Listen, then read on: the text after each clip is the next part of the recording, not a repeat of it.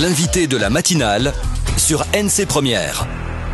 Et ce matin, nous recevons la présidente de la CPME, la Confédération des petites et moyennes entreprises, Chérifa Linossier. La première partie avec les questions de Thierry Belmont. Bonjour Chérifa Linossier. Bonjour. On va commencer avec le Conseil du dialogue social. La CPME fait son entrée dans la coprésidence et dans le même temps, le MEDEF quitte l'instance. Quand va s'arrêter la guerre des égos ? Alors déjà, j'aime pas le terme guerre parce que pour faire une guerre, il faut être deux, donc j'en fais pas partie clairement. Ensuite, c'est pas une nouveauté, c'est donc Nicole Moreau qui est ma présidente déléguée qui siège au Conseil du dialogue social depuis cette 3e année. Donc il y a rien de nouveau. Donc je sais pas quand est-ce que ça va cesser, mais effectivement, ça devient assez pénible puisqu'on a des dossiers de fond qui sont urgents à traiter. Donc je pense qu'il faut qu'on finisse par clarifier la problématique de la représentativité patronale, comme nous le demandons. Est-ce que vous n'avez pas votre part de responsabilité dans cette, entre guillemets, guerre des chefs ?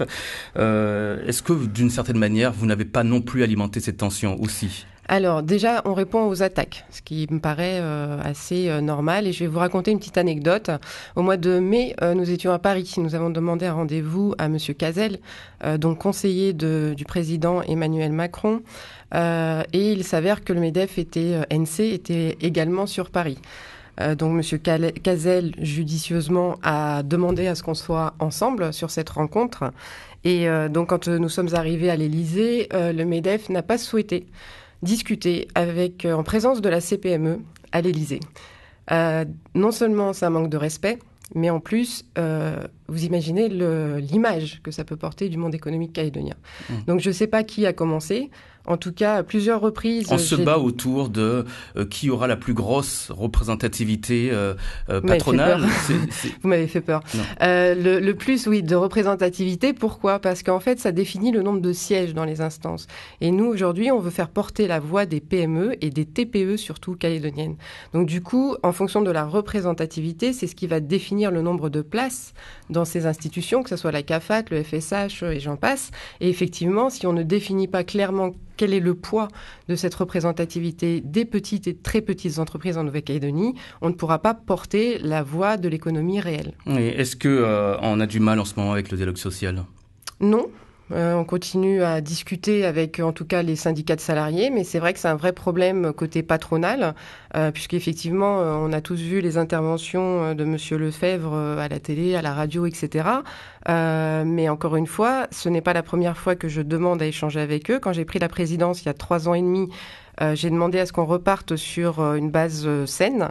3 fois, je les ai rencontrés. 3 fois, on m'a fermé la porte, on m'a claqué la porte au nez.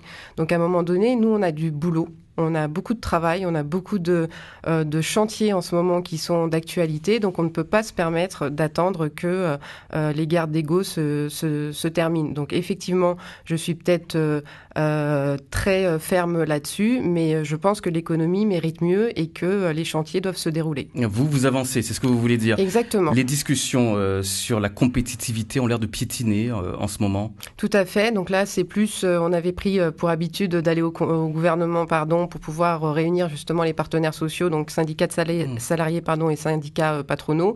Et donc, c'est au point mort. Donc, comme il n'y a pas de réunion, forcément, on ne peut pas valider ou entériner tous les dossiers de l'agenda partagé. Oui, vous parlez de gouvernement. Vous avez la réputation d'être proche du gouvernement Germain. Alors, je suis proche de tous les élus, donc quels qu'ils soient, parce que je dois porter les dossiers économiques.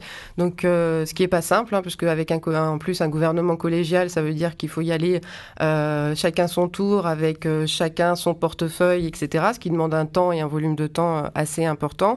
Je suis pas plus proche de Germain que je ne suis de Sonia Backès, que je le suis j'ai un devoir en fait de reporting de la sensibilité du monde économique et de ce que portent les TPE et PME, et j'ai aussi la réputation de dire ce que je pense. Donc, je pense pas que je sois plus d'un côté qu'un autre. Je porte les dossiers des entreprises. En tout cas, les discussions sur la compétitivité sont au point mort. C'est indispensable, on le sait bien, pour contrôler l'inflation avec l'arrivée de la TGC. Alors, les syndicats, eux aussi, sont un peu énervés. Ils disent que les patrons ne veulent pas faire leur part d'effort pour la productivité. Comment dépasser, Chérifa Linossier, la division allons relancer aujourd'hui les négociations? Je suis persuadée que, déjà, relancer les négociations, je pense que le gouvernement actuel, il n'y a aucune objection particulière à ce qui nous réunisse à nouveau. Voilà, puisqu'on peut considérer à ce moment-là qu'on est dans les affaires courantes, parce que quand ça arrange, on est dans les affaires courantes, quand ça arrange moins, on ne l'est pas. Après, je pense que les partenaires se mettront autour de la table. Moi, ma crainte aujourd'hui, c'est que les chefs d'entreprise qui se sont engagés à travailler sur ces dossiers qui sont...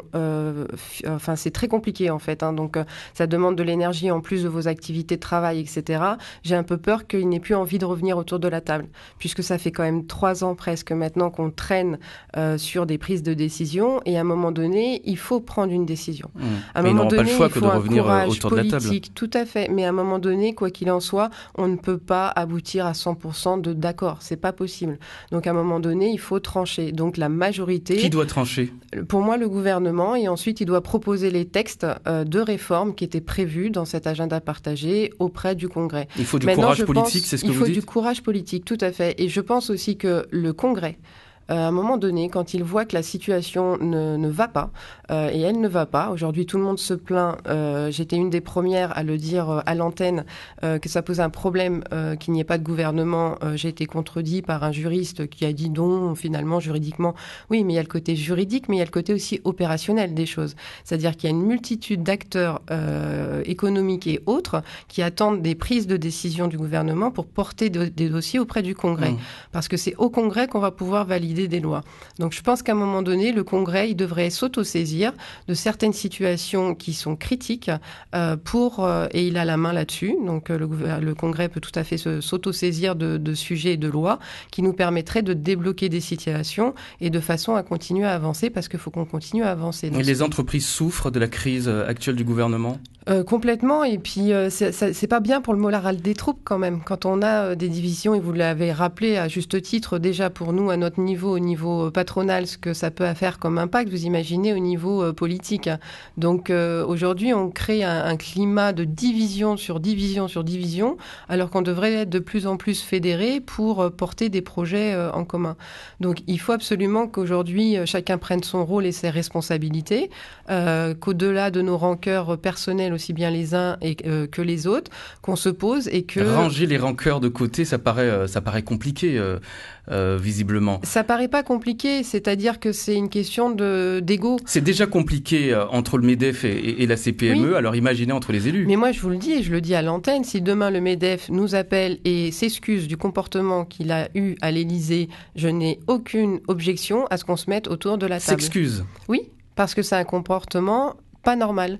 On ne peut pas ne pas respecter les 1100 entreprises que je représente. Ce n'est pas possible. Donc si c'est une question de personnes, ils n'ont pas de chance. Mais a priori, les anciennes mandatures, c'était le même comportement. Chérie Falino, c'est la présidente de la CPME, est avec nous ce matin.